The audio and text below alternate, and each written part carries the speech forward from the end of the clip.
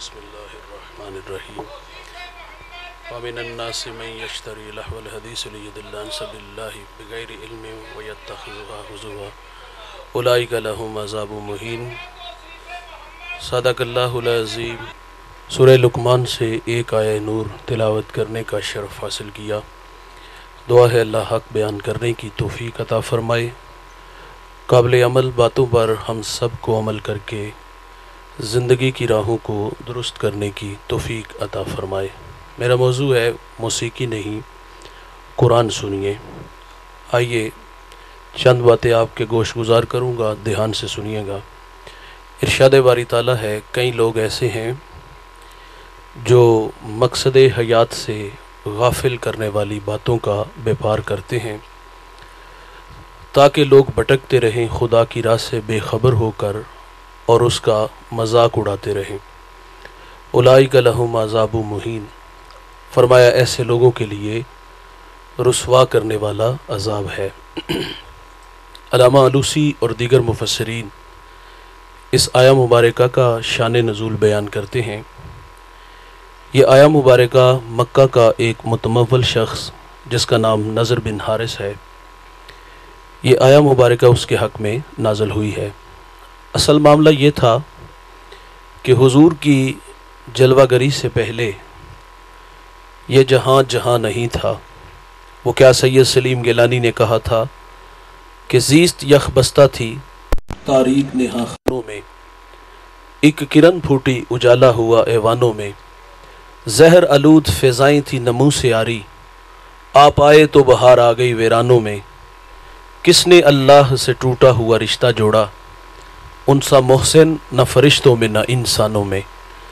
पूरी दुनिया में अंधेरे थे, आका तशरीफ़ लाते हैं और मक्का के गटाटोप अंधेरों में तौहीद का चराग जला देते हैं।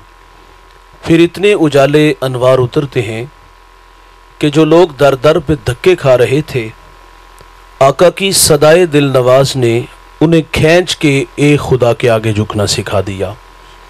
मेरे नबी सल्लल्लाहु अलैहि वसल्लम कार नबूवत की ज़िम्मेदारियाँ सर अंजाम देने के लिए मैदान अमल में हैं। क़ुलू ला इलाहा इल्लल्लाहु तुफ़्लिहू की सदा जज़ीरा अरब में गूंज उठती है। लोग फ़र्द वाहिद से ईमान लाते हैं। इस्लाम दिन ब दिन फैलता है, नशो नमा पाता है, और जो इस्लाम दुश्मन थे वो बाहिम जुड़ बैठे और उन्होंने माज़ल्लाह कहा कि हम बानी इस्लाम को सफ़ाए हस्ती से मिटा देंगे और इस शमा के गिर्द जो मुट्ठी भर परवाने हैं हम उन्हें खाक में मिला देंगे। लेकिन वो क्या, किसी ने खूब कहा कि फ़ानूस बन के जिसकी हिफाजत हवा करे, वो शमा क्या बुझे जिससे रोशन खुदा करे, और जिदा ज़िक्र खुदा बुलंद करे, केड़ा जमया उसनू बंद करे, ओदे ज़िक्र दा मुहाफ़िज़ आप खुदा पढ़ो ला इलाहा मुहम्मदुर रसूलुल्लाह। हज़ार हा मुखालिफतों के बावजूद इस्लाम फैला, इस्लाम नशो नमा पाता रहा। मैंने जिस शख्स का नाम लिया नज़र बिन हारिस, ये ताजिर था और मुल्क शाम ईरान तजारत के लिए इसका आना जाना था। इसने वहाँ से रुस्तम अस्फंदियार की जंगी किस्से कहानियाँ खरीदी। मक्का आता है और लोगों को कहता है कि तुम्हें मोहम्मद सल्लल्लाहु अलैहि वसल्लम आदो सुमूद की कहानियाँ सुनाते हैं, तुम मेरे पास आओ, मैं तुम्हें अजमियों की कहानियाँ सुनाऊंगा। इसने ये एक चाल चली कि लोगों को जमा करके किस्से कहानियाँ सुनाता। और इसके पास एक और चाल थी कि इसके पास हुस्न की परी पैकर बांदियाँ थी, चिट्टी चमड़ी वाली जवान लड़कियाँ थीं जिनका नाच गाना लोगों को सुनाता दिखाता। तो सो इसकी मेहनत से कुछ कच्चे ईमान वाले लोग मुर्तद भी हुए।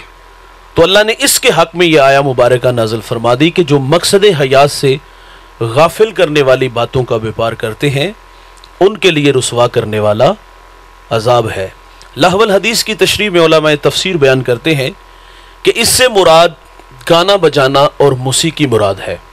नज़र बिन हारिस क्या करता था, किससे कहानियाँ सुनाता था और लोगों को गाने सुनाता था, और फरमाया जो इस तरह के काम करते हैं उनके लिए रुसवा करने वाला अजाब है।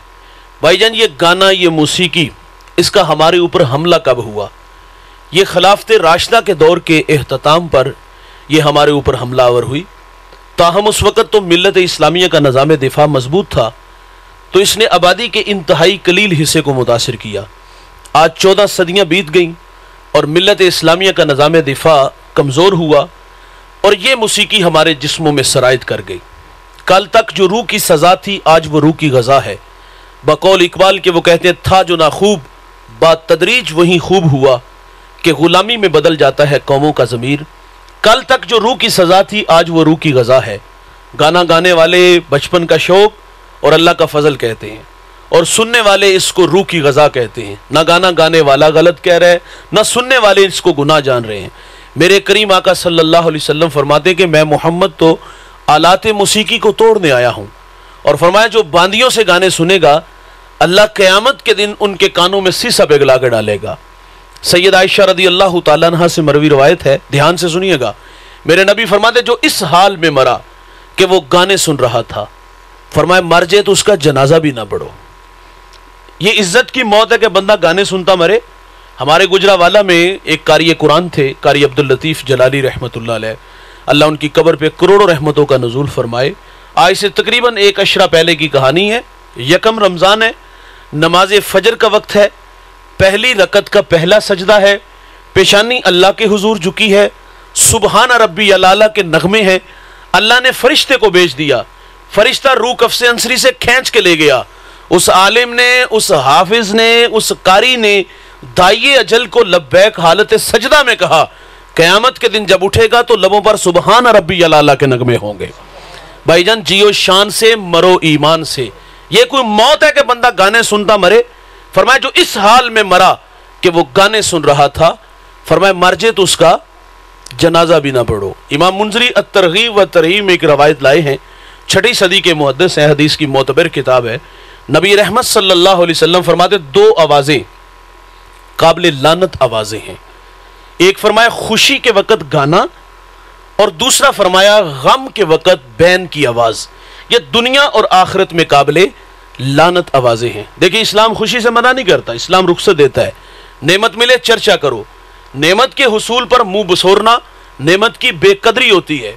اسلام رخصت دیتا ہے, نعمت ملے چرچا کرو, لیکن اسلام یہ بھی پیش نظر رکھیے گا, اسلام غیرت مند دین ہے. اپنے ماننے والوں کو بےہودگی کا درس نہیں دیتا. وہ کہتا ہے میرے ہو تو میرے ہی بن کے رہو, آدھا تیتر آدھا بٹیر. یہ اسلام کا مزاج نہیں. اسلام کہتا ہے میرے ہو تو میرے ہی بن کے رہو. میں یہ عرض کروں, خوشی سے منع نہیں کرتا. میں مثال سے عرض کروں گا, شادی ہوتی ہے تو شادی کے بعد آرزوؤں کا ایک جہان ہوتا ہے. سب سے بڑی آرزو کیا ہوتی ہے شادی کے بعد؟ گھر کے جو بوڑھے ہیں وہ کہتے ہیں اللہ ہمیں کو پوتی پوتا دے. میاں بیوی کہتے کہ اللہ ہمیں کو بیٹی بیٹا دے. اولاد آنکھوں کی ٹھنڈک, من کا قرار اسے کہا گیا ہے. اولاد اسائے پیری ہوتی ہے, بڑھاپے کا سہارا ہوتا ہے. تو بھائی جان اللہ کسی کو آزمائش میں ڈال دے, امتحان میں ڈال دے, یہ اللہ کی مرضی. کسی کے ہاں 10-20 سال اولاد ہی نہ ہو تو آپ جانتے ہو بے اولاد حضرات کا جو اولاد کے بغیر جو وقت گزرتا ہے, جو کمیاں ہیں وہ لفظوں میں بیان نہیں کی جا سکتی. میرے دوست ہیں عابد بھائی, وہ 4 بھائی ہیں اور کسی کے ہاں اولاد نہیں, اور جب وہ دعاؤں کے لیے کہتے ہیں تو ان کے چہروں پر عجیب اداسیاں ہوتی ہیں. اولاد دولت بڑی ہے یار. مسجد میں آئے تو مولانا صاحب سے کہا دعاؤں میں یاد رکھنا, شیخ کے پاس گئے تو کہا حضرت مجھے دعاؤں میں یاد رکھنا, حاجیوں کے قافلے چلے تو کہا جہاں اپنے لیے مانگو تو وہاں میرے لیے اولاد کی دعا کرنا. دولت بڑی ہے بھائی, لیکن اللہ امتحان میں ڈال دے, 10-20 سال اولاد ہی نہ ہو. اچھا کسی کے ہاں 10 سال بعد 20 سال بعد اولاد ہو, بیٹا ہو, اور بندہ منہ بسور کے بیٹھ جائے تو ہم کیا کہیں گے کہ یار اس کو نعمت کی قدر ہی نہیں. آنکھیں بوڑھی ہو گئی اولاد کی راہوں میں, 20 سال بعد اللہ نے بیٹا دیا ہے, منہ بسور کے بیٹھ گئے. تقاضا تھا کہ چرچا کرتا. اچھا اللہ نے ہمیں بیٹا دیا تو کیا ہم نے سجدہ شکر ادا کیا؟ معذرت سے کہوں گا مزاج نہیں. اللہ نے بیٹا دیا اور ہم نے اپنی خوشیوں کو دوبالا کرنے کے لیے سونے محمد کا ذکر کیا. معذرت سے کہوں گا یہ بھی ہمارا مزاج نہیں. میرا تعلق ایک دیہات سے ہے اور آپ بھی دیہات کے رہنے والے ہو. ہمارے دیہاتوں میں جب کسی کے ہاں بچہ ہو, بیٹا ہو, تو وہ سب سے پہلا کام کیا کرتے ہیں؟ وہ ڈیک آن کرتے ہیں اور اس خیال سے کرتے ہیں کہ اس کے کان میں کسی غیر کی آواز نہ پڑے. اس کو دوسری طرف کر دیں. اور بھائی قابل لعنت آواز تو آپ نے پہلے دن ڈال دی. اس وقت تو حکم یہ ہے کہ اس کے کان میں دائیا کی آواز بھی نہ پڑے. دائیا نے گانا گانا ہے, دائیا نے کوئی گالی دینی ہے یار, مبارکباد کے دو لفظ بولنے ہیں. اولاد کا شعبہ بڑا حساس ہے. اس وقت حکم یہ ہے کہ اس کے کان میں سب سے پہلی جو آواز پڑے وہ اللہ اکبر کی آواز پڑے, کیونکہ بچہ پہلی آوازوں سے مانوس ہوتا ہے. اور اس وقت اس کے کان میں سب سے پہلی آواز اللہ اکبر کی ہو. اور سید اعلیٰ حضرت نے لکھا ہے کہ جب بچہ بولنے لگے, بات آگے بڑھا دیتے ہیں, کہا جب بچہ بولنے لگے تو یہ والدین کا حق ہے اس کو اللہ اللہ سکھائے، اللہ اللہ سیکھ جائے، پھر اس کو لا الہ کی لوریاں دو، جب لا الہ بھی سیکھ جائے پھر محمد الرسول اللہ، اس کے بعد آپ نے جو بھی سکھانا ہے، ماما سکھانا ہے، پاپا سکھانا ہے، ڈیڈی سکھانا ہے، یہ بات کی باتیں ہیں۔ انتہائی معذرت سے ہمارے ہاں بچہ ہوا تو گانا چلا، ہمارا بچہ بولنے لگا تو کیا اللہ اللہ بولنے لگا توتلی زبان سے؟ انتہائی معذرت سے کہوں گا، ہمارے بچے بولتے ہیں تو گالیاں بولتے ہیں۔ اچھا جب زبان پہ گالی آئی تو گھر کے بڑے سر پکڑ کے نہیں بیٹھے کہ ہماری غفلت کا نتیجہ اور آج اس کا نتیجہ ہمارے سامنے ہے، سنجیدہ نہیں ہوئے، گھر سے زندگی سے گالی نہیں نکالی، بلکہ ہم نے اس بچے کی حوصلہ افزائی کی۔ اور حوصلہ افزائی کیسے ہوتی ہے؟ رات افراد خانہ جمع ہوئے، اس بچے کو چھیڑا گیا، گالی نہ دی تو تقاضا کیا گیا، صبح جو گالی مجھے دی ذرا دادا ابو کو ذرا پاپا کو سناؤ، معذرت سے یہ سنانے والی چیز ہے؟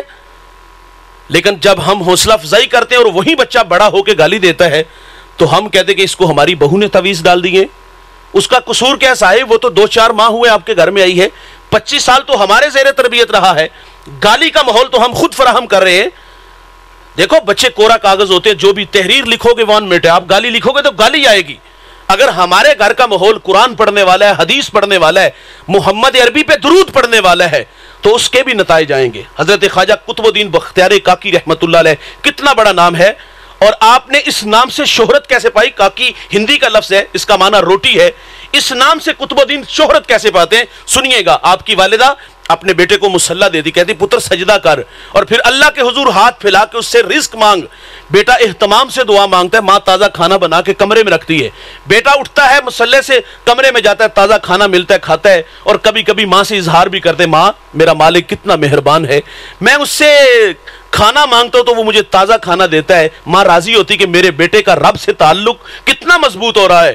آپ فرماتی ایک دن میں گھر سے باہر تھی، آنے میں تھوڑی سی تاخیر ہو گئی اور قطب الدین مدرسے سے پڑھ کے گھر آیا، فرماتی دل ڈوبنے لگا کہ مالک میں نے بڑی مشکل سے اپنے بیٹے کا تیرے ساتھ توکل کا رشتہ جوڑا ہے، اللہ میری مدد کرنا، کہیں آج تیرے ساتھ اس کے ساتھ جو توکل کا رشتہ کمزور نہ ہو جائے۔ آپ فرماتی میں گھر آئی تو کیا دیکھا؟ بیٹا محو استراحت تھا۔ فرماتی بیدار ہوا تو میں نے کہا قطب الدین کھانا کھایا؟ کہا ماں کھانا پہلے بھی کھاتا تھا، کھانا آج بھی کھایا، لیکن جو کھانا آج کھایا ہے اس جیسا مزہ پہلے کبھی بھی نہیں آیا۔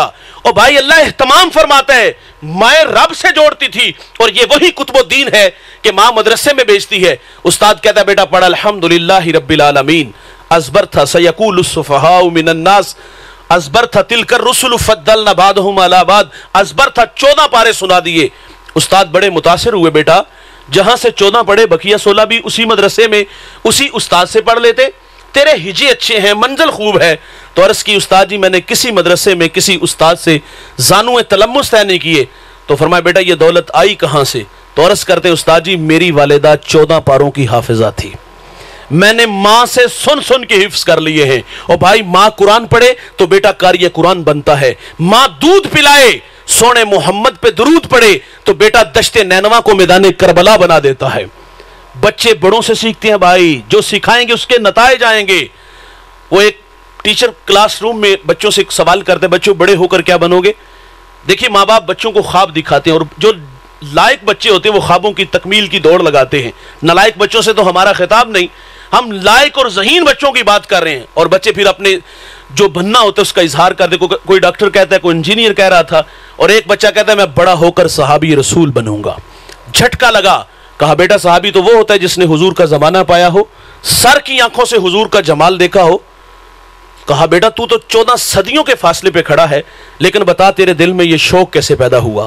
تو وہ بچہ کہتا ہے استاد جی میری والدہ روزانہ سونے سے پہلے مجھے ایک صحابی رسول کا واقعہ سنا کے سوتی ہے، تو میرے دل میں شوق پیدا ہوا ہے میں بڑا ہو کر صحابی بنوں۔ یہاں صرف 2 لمحوں کے لیے رکیے گا بھائی، کیا ہم نے اپنے بچوں کو صحابہ کی محبت سکھائی؟ تو جواب نہیں میں ملے گا۔ اسلام آباد سے کراچی تک جو تبرے بولے گئے، آپ کو نہیں پتا صحابہ کو گالیاں دی گئی، 6 صحابہ کے علاوہ سب جہنمی، مفاد پرست، حق غصب کیا گیا، کیا آپ کو نہیں لوگوں کے عقائد کا پتا؟ مجھے اپنی عمر سے اس لیے نفرت کس کا نام عمر ہے، یہ بکواسات جو کی گئی آپ کو نہیں پتا؟ سیدنا صدیق اکبر کو گالیاں دی گئیں۔ اور بھائی جان اگر آپ نے اپنے بچوں کو صحابہ کا پیار سکھایا ہوتا نا، یہ والد جس طرح ٹیچر روزانہ کی بنیاد پہ ایک نیا سبق کلاس میں لے کے آتا ہے، اسی طرح اگر والد روزانہ کی بنیاد پہ مصلی بچھاتا، کہتا آؤ بچوں آج ابو بکر کی باتیں کریں، آؤ بچوں آج عمر فاروق کی باتیں کریں، عثمان غنی کی باتیں کریں، مولا علی کی باتیں کریں، نتائج آتے۔ اگر کوئی نلائق بدبخت صحابہ پہ تبرہ بولتا تو زبان گدی سے کھینچ لیتا. ماں بچپن میں سکھا گئی ہے. رسول اللہ فرماتے میں نے دنیا میں سب کو صلہ دیا ہے, ابو بکر کو صلہ قیامت کے دن میرا رب ہی عطا فرمائے گا. یہ ہم نے سکھانا تھا لیکن سکھا نہ سکے. اور جب سوال کیا جاتا ہے کیا بچوں کو صحابہ کا پیار سکھایا, سیرت سکھائی, ان کی باتیں سنائی, تو جواب نہیں میں آتا ہے. اور ہمارے پاس ایک معقول بہانہ ہوتا ہے, ہم کہتے ہیں ہمارے پاس ٹائم ہی نہیں ہوتا. ان کے لیے 8 نہیں 18 گھنٹے محنت کر کے ان کے لیے پیسہ کماتے, ان کے لیے رزق جمع کرتے ہیں. میرا ایک سوال ہے دوست, مجھے بتائیے گا اس کائنات میں حضور سے بڑھ کر بھی کوئی مصروف شخصیت گزری ہے؟ میرے نبی نے اپنی زندگی کو 4 حصوں میں تقسیم کیا تھا. ایک وقت اللہ کے لیے تھا, اس میں مخلوق نہیں تھی. ساری رات اللہ کے حضور کھڑے رہتے, پاؤں مبارک متورم ہو جاتے. عرض کیا گیا آپ مشقت میں پڑے رہتے ہیں, حالانکہ اللہ نے آپ کی برکت سے اگلے پچھلوں کے گناہ معاف فرما دیے. میرے نبی فرماتے ہیں افلا اکون عبدا شکورا, کیا میں اللہ کا شکر گزار بندہ نہ بنوں؟ ایک وقت اللہ کے لیے اور ایک وقت مخلوق کے لیے. دکھیوں کے کام آتے تھے, بیواؤں کے کام آتے تھے, ایک وقت اپنے لیے. اما عائشہ سے سوال کیا گیا حضور جب گھر تشریف لاتے ہیں تو کیا معمولات ہوتے ہیں؟ پوچھنے والے کی غرض تسبیح و تحلیل, ذکر و اذکار کے تذکرے. آپ فرماتی جب حضور گھر تشریف لاتے ہیں تو بکری کا دودھ بھی دو لیتے ہیں, اپنے کپڑوں کو پیوند بھی لگا لیتے ہیں, جوتا بھی گانٹ لیتے ہیں. یہاں ایک سوال ہے, کیا یہ کام ازواج کر کے نہیں دے سکتی تھی؟ یہ ڈیوٹی صحابہ اپنے کندھوں پہ نہیں لے سکتے تھے؟ اور بھائی حضور اپنا کام خود کیوں کرتے ہیں؟ یہ امت کی تعلیم کے لیے تھا. جو اپنا کام خود کرنے کا مزاج رکھتے ہیں ان کی طبیعتوں میں عجز پیدا ہوتا ہے, اور جو اپنا کام خود نہیں کرتے, 2 چیزیں ہوں گی, یا وہ متکبر ہوں گے یا پھر وہ سست ہوں گے. ہمیں کچھ لوگ ملتے ہیں وہ کہتے ہیں مولوی صاحب ہماری گاڑی کا دروازہ کھولنے والا ملازم الگ, ہمارے بوٹ پالش کرنے والے الگ, ہمارے کپڑے دھونے والے پریس کرنے والے الگ, آگے پیچھے نوکر چاکر, ہمیں کیا ضرورت اپنا کام خود کرنے کی؟ سنیے گا صاحب, اللہ فرماتے محبوب اگر آپ کہو تو ہم بتھے مکہ کو سونے چاندی کا بنا دیں. اور یار جس کے دربان ابو بکر و عمر جیسے لوگ ہوں وہ اپنا کام خود کریں, اور میں اتنا کمزور کہ اپنے جوتے بھی خود نہ اٹھا سکوں, بازار سے سبزی بھی نہ لا سکوں. تو حضور اپنا کام خود کرتے تھے اور ایک وقت اپنے گھر والوں کے لیے. سنیے گا نتائج, گھر والوں کو ٹائم دینے کے نتائج کیا ملے. حضرت فاطمہ الزہرا رضی اللہ تعالی عنہا ساری رات اللہ کے حضور کھڑی رہتی ہیں اور پیشانی سجدے میں رکھ کے ساری رات گزار دیتی ہیں. اور ایک دن کہتی یا اللہ تیری راتیں کتنی مختصر ہیں, رات بیت جاتی ہے فاطمہ کا ذوق بندگی نہیں پورا ہوتا. اللہ فاطمہ کو ایک رات دے دے, میں جی بھر کے تجھے سجدے تو کر لوں. اور حضرت امام زین العابدین رضی اللہ تعالیٰ عنہ فرماتے ہیں کہ میں نے تہجد اپنے باپ سے سیکھی ہے. سیدہ زینب جب کربلا سے مدینہ آئی نا تو خواتین افسوس کے لیے آئیں. کسی خاتون نے کہا بہن کربلا میں خاندان نبوت پہ سب سے مشکل اوکھی گھڑی کون سی تھی؟ تو سیدہ فرماتی کربلا میں خاندان نبوت پہ سب سے مشکل گھڑی وہ تھی جب رات ہم بچوں کو جمع کر رہے تھے تو آپ فرماتی ہماری نماز مغرب میں تھوڑی سی تاخیر ہو گئی. او بھائی قضا نہیں ہوئی, تاخیر ہوئی. یہ سجدے کہاں سے آئے؟ سجدے کربلا میں بھی قضا نہیں ہوتے. وقت دو گے تو نتائج ملیں گے.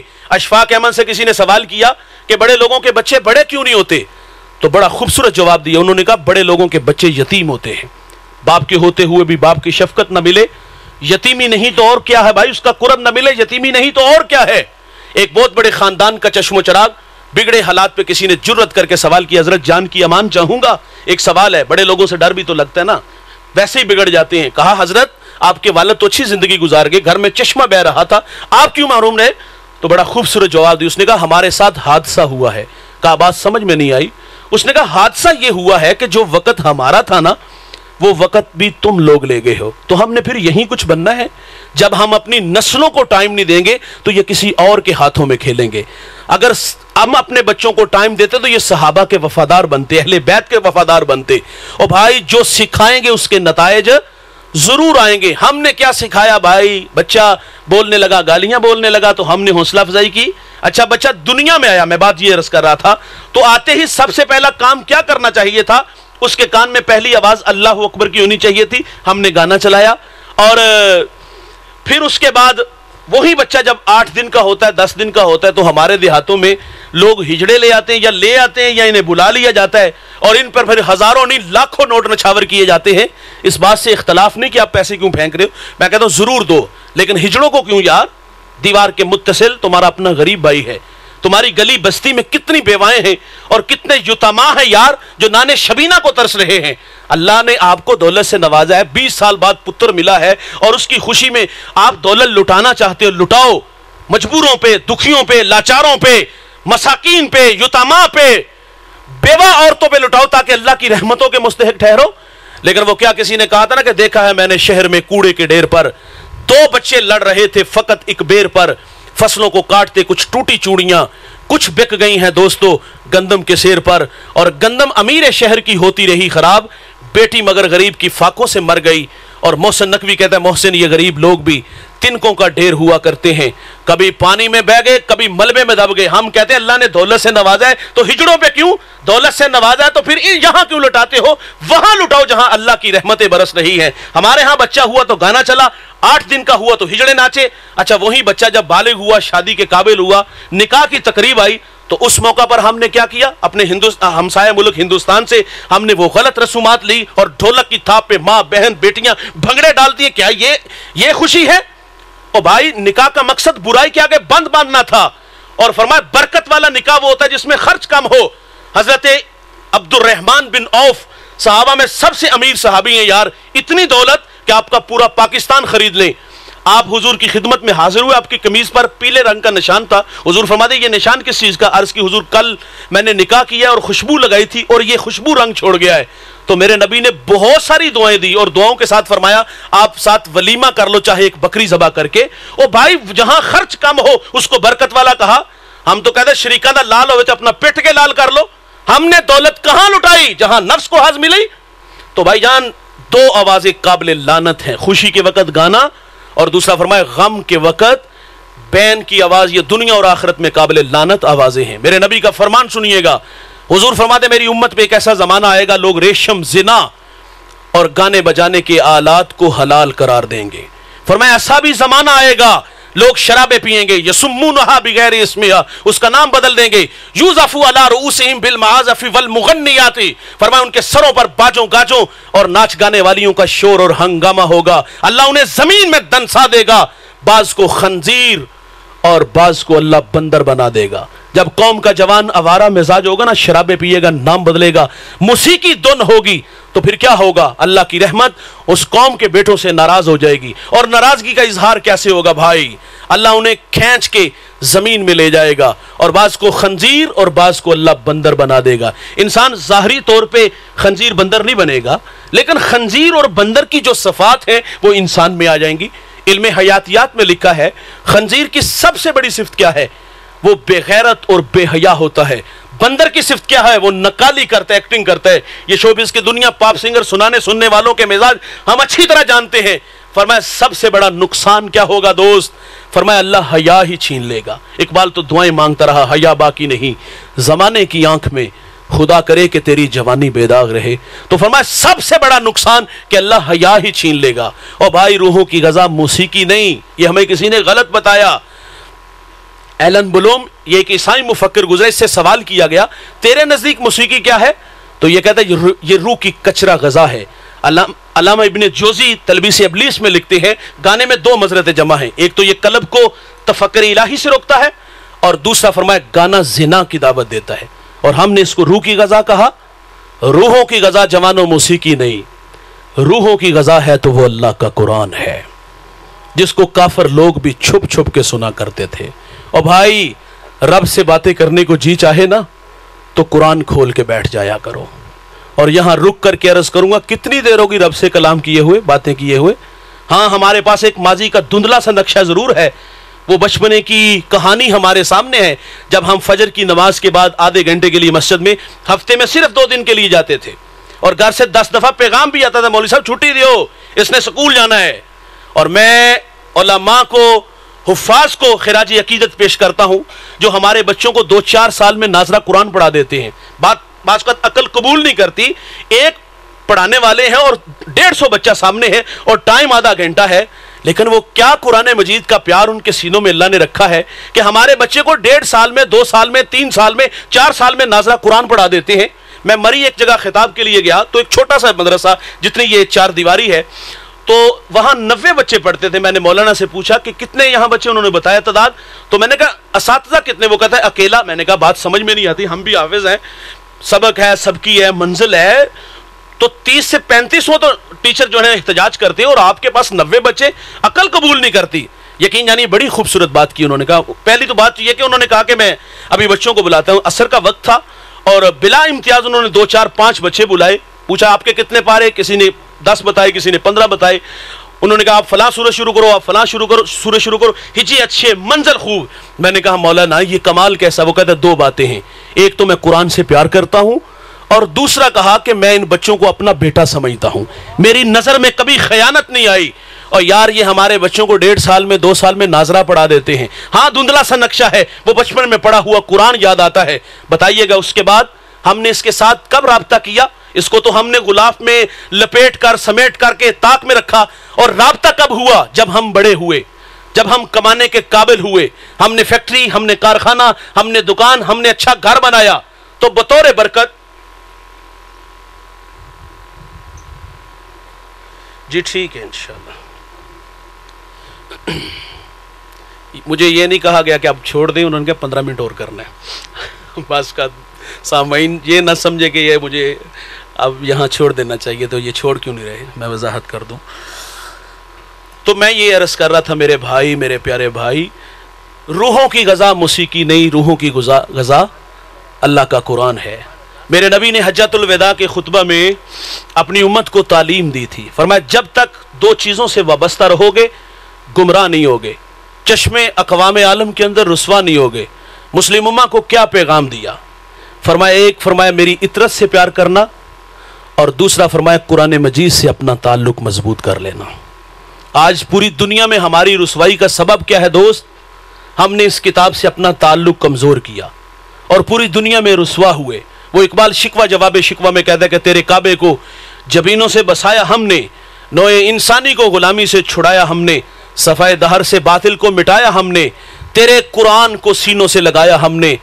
پھر بھی ہم سے گلا ہے, ہم وفادار نہیں, ہم وفادار نہیں, تو بھی تو دلدار نہیں. جواب کیا آتا ہے, صیغہ بدلا ہے کہ میرے کعبے کو جبینوں سے بسایا کس نے, نوع انسانی کو غلامی سے چھڑایا کس نے, صفائے دہر سے باطل کو مٹایا کس نے, میرے قرآن کو سینوں سے لگایا کس نے. تھے وہ آبا تمہارے مگر تم کیا ہو, ہاتھوں پہ ہاتھ دھرے منتظر فردا ہو. اور اقبال کہتا ہے وہ معزز تھے زمانے میں مسلمان ہو کر, اور ہم خار ہوئے تارک قرآن ہو کر. آج پوری دنیا میں ہم رسوا ہوئے, تو اس رسوائی کا سبب کیا ہے دوست؟ ہم نے اس کتاب سے تعلق کمزور کر لیا, اس تعلق سے اس قرآن سے اپنا تعلق کمزور کیا, اور پوری دنیا میں رسوا ہوئے. ہم نے کس کو روح کی غذا سمجھا؟ ہم نے موسیقی کو روح کی غذا سمجھا, اور ہم نے عیسائی مفکرین کو پڑھا, مختلف لوگوں کی آراء پڑھی, اور وہ اس کو روح کی غذا نہیں کچرا غذا کہہ رہے ہیں. بعض لوگوں نے کہا لوگوں نے ایموشنل ہو کر خود کو گولی سے اڑا لیا, اور ہم کہاں کھڑے ہیں, ہم اس کو روح کی غذا کہتے ہیں. روحوں کی غذا موسیقی نہیں دوست, اللہ کا قرآن ہے. میرے ایک دوست ہیں صوفی اسلم ان کا نام ہے, جوانی کی کہانی سناتے ہیں. اب تو وہ بوڑھے ہو گئے. وہ کہتے ہیں میں پنڈی سے گجراوالا آنا تھا اور گاڑی فیصل آباد کی طرف جا رہی تھی. اتفاق سے مجھے جگہ ڈرائیور کے ساتھ ملی, اور میں نے دیکھا کہ اس کے لب حرکت میں تھے, اور مجھے محسوس ہوا کہ اس کی پیشانی میں سعادت کا نور ہے, کسی وظیفے میں مشغول ہے, اور جی چاہا کہ میں بھی ساتھ شامل ہو جاؤں. میں نے کہا بھائی آپ کیا وظیفہ پڑھ رہے ہو؟ وہ اتنا مگن تھا, لگا اس نے میری بات ہی نہیں سنی. کہتے میں نے پھر کہا بھائی مجھے بھی ساتھ شامل کر لو. میرا تکرار بڑھا تو اس نے وظیفے کو روک لیا, اور وظیفے کو روک کر کے کہتا ہے بھائی آپ کو مسئلہ کیا ہے؟ تو اس نے کہا بھائی مجھے بتاؤ آپ کیا وظیفہ پڑھ رہے ہو, مجھے بھی ساتھ شامل کر لو. تو اس نے کہا میں حافظ قرآن ہوں, پنڈی سے چلتا ہوں فیصل آباد پہنچتا ہوں تو 15 پارے تلاوت کرتا ہوں, اور جب فیصل آباد سے واپس پنڈی آتا ہوں تو بقیہ 15 پارے پڑھتا ہوں. وہ کہتا ہے میں روزانہ 1 مرتبہ قرآن مجید کی تلاوت کرتا ہوں, روزانہ 1 مرتبہ. ہم نے تو بچپن میں ناظرہ پڑھا, اور اس کے بعد اس کو ہم نے سمیٹ کے رکھ دیا, اور پھر بڑے ہوئے تو ہم نے بطور برکت ہم نے فیکٹری میں, کارخانے میں, وہاں بھی قرآن پڑھا, اور وہ بھی معذرت سے کہوں خود نہیں پڑھا. اب ہمارے پاس پیسہ ہے نا, ہم پیسے سے لوگوں کو خرید بھی تو لیتے ہیں, مدرسے سے بچوں کو دیے پیسے. اور ہمارے ہاں ایسا نہیں ہوتا, اللہ کے فضل سے ہم اپنے بچوں کو جو نہ قبروں پہ بیچتے ہیں نہ کسی فیکٹری میں بیچتے ہیں. ہم اپنے بچوں کو نہ فیکٹریوں میں بھیجتے ہیں، نہ کسی کے گھر میں جا کے پڑھتے ہیں. یار کسی کا والد دنیا سے چلا گیا ہے، دیکھیں میرے پڑھنے سے اجر ملے گا، لیکن میرے پاس وہ خلوص ہی نہیں جو بیٹے کے پاس ہے. بیٹا خود باپ کی قبر پہ قرآن پڑھنے جا کے، قبر میں ٹھنڈ زیادہ پہنچے گی، لیکن وہاں بھی ہم نے حفاظ کو خرید کر کے لائے اور ان سے قرآن پڑھایا. اور پھر ایسے بچے جو جا کے قبروں میں یا کسی کے گھر میں جا کے پڑھتے ہیں، وہ بچے لالچی ہوتے ہیں. مجھے اچھی طرح یاد ہے، میں 1997 میں قبلہ کے پاس حاضر ہوا تو ایک سیٹھ صاحب انہوں نے آ کر کے حضرت سے کہا کہ بچوں کو فیکٹری میں ذرا میں نے ساتھ لے جانا ہے، تو آپ ذرا اجازت دیں. حضرت فرماتے میں نہیں بچوں کو بھیجتا.